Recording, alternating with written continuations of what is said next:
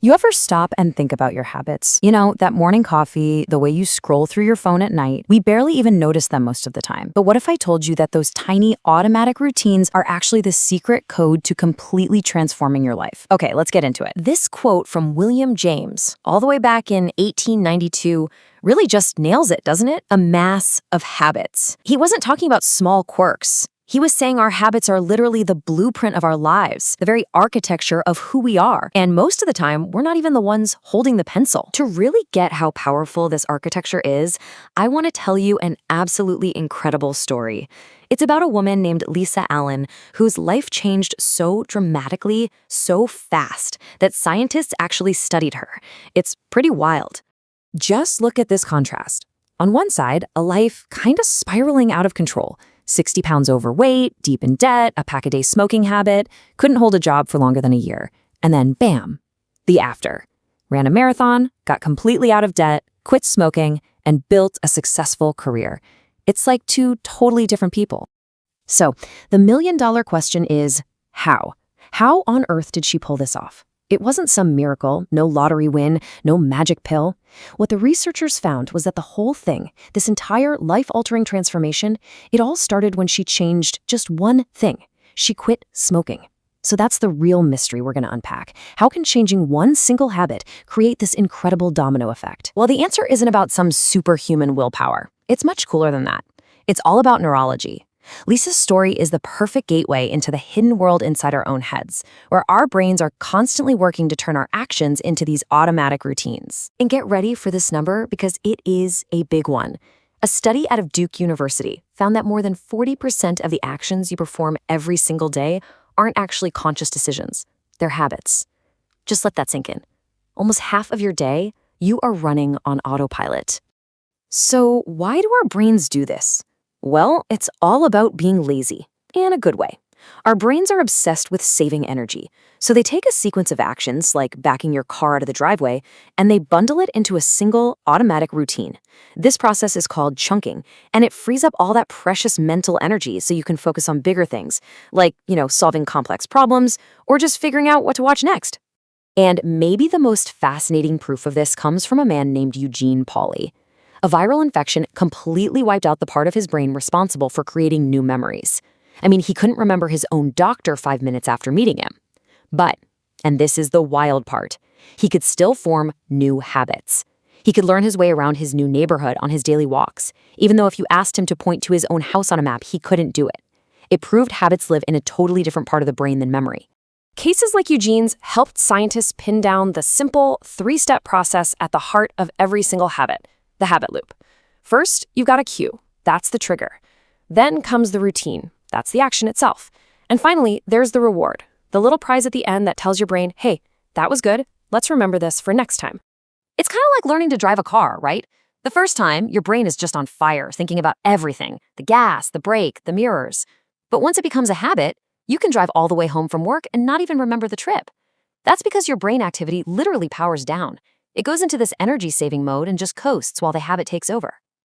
But look, just having a cue, a routine, and a reward, that's not always enough to make a habit really, really stick. There's another piece to this puzzle, a secret ingredient that makes the whole loop spin by itself.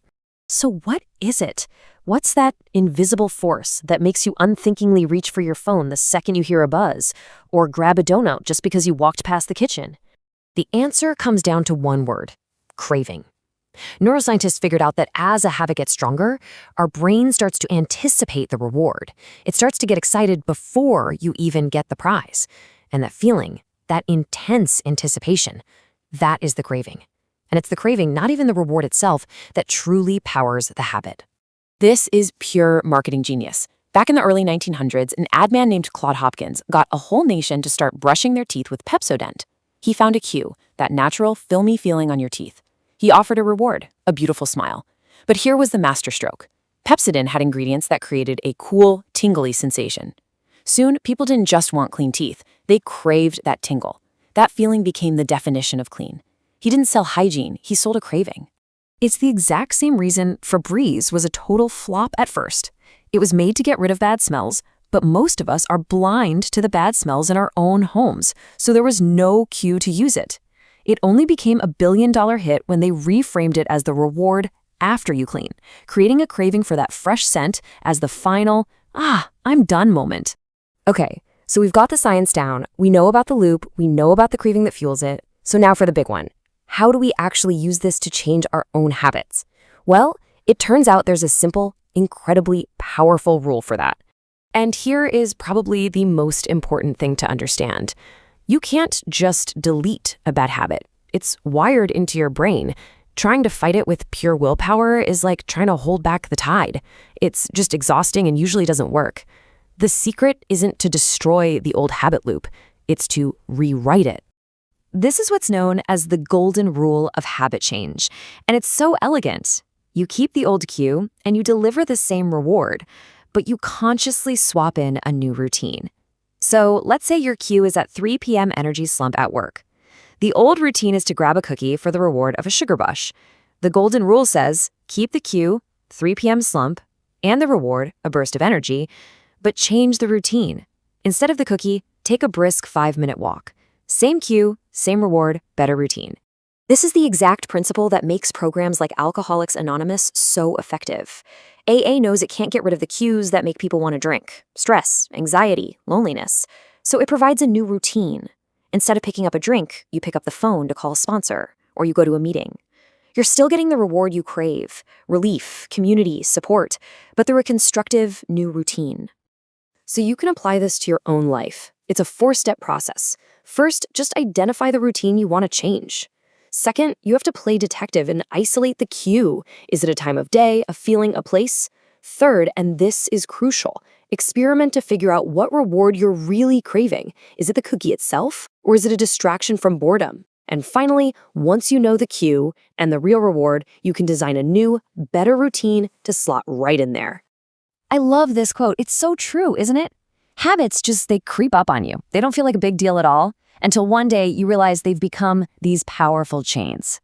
But the amazing thing is, once you understand how those chains are forged, you finally have the tools to break them apart and build new ones. And that brings us right back to where we started, with Lisa Allen.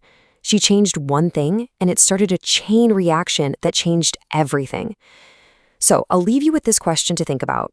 Looking at your own life, what is the one keystone habit that, if you changed it, could start a cascade of transformation for you?